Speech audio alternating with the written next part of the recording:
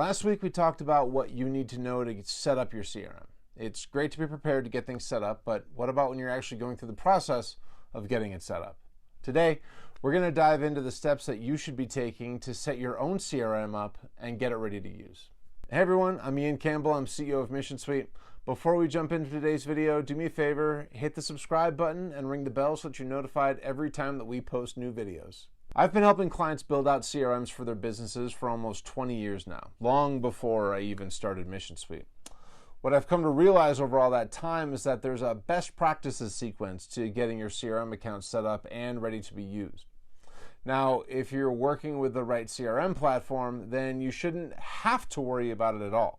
They'll probably offer some setup services to get your account ready to use for you.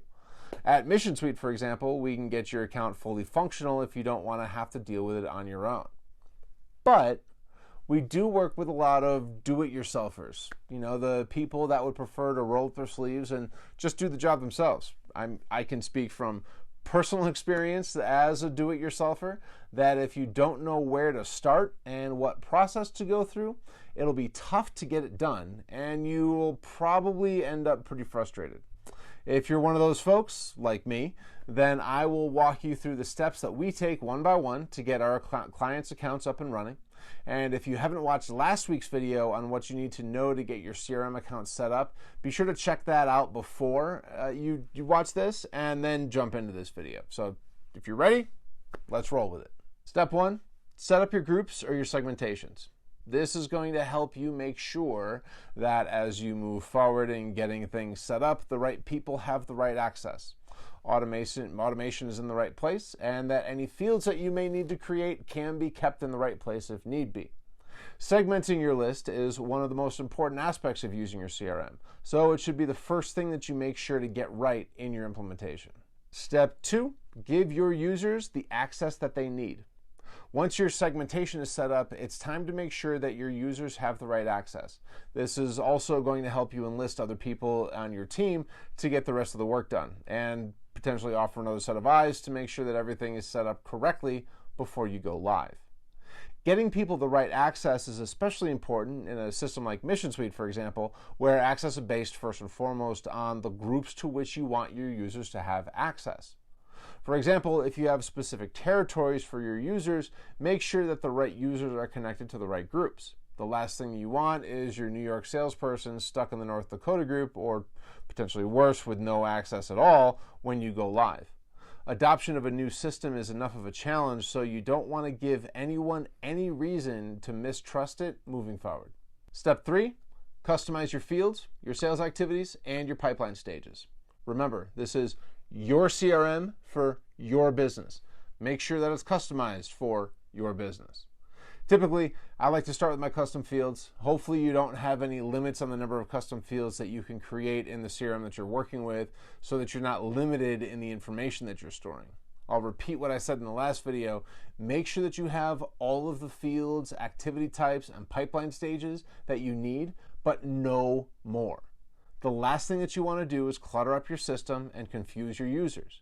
At this point, your users should all have login credentials, so ask one or two of them to take a look and let you know if it seems like it's overboard. Step 4, set up your library of standard emails, documents, and other assets. With the first 3 steps of this process, the baseline of your CRM will already be set up, so now it's time to get your library ready. If you have standard email templates that your team will be using, make sure that they're built in this system. If you have PDFs that you want everyone to have access to, or sales sheets that you want your salespeople to use, make sure that they're in there. Things like logos and other graphics that are standard to your brand can also get overlooked, so make sure that everything that you need is in there because that'll make our last step a whole lot smoother. And that's step 5, set up your automations. Hopefully you have a system that has at least some automation functionality. Make sure that it's set up correctly. First, make sure that all your triggers are defined. If someone's sales stage goes from discovery or proposal or to closed won, what gets triggered? What happens? An email? A phone call?